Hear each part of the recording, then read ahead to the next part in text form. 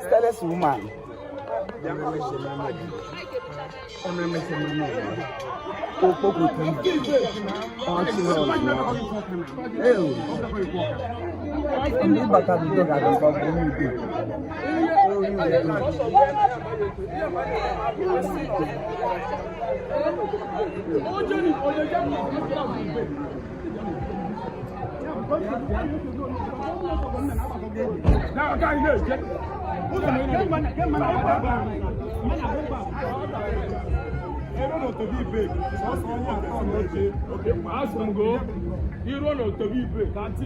The son of it, you know, only this ambulance they give it, you know, move.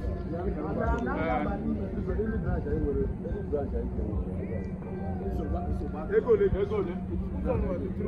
3,000. The time one more good money on the people.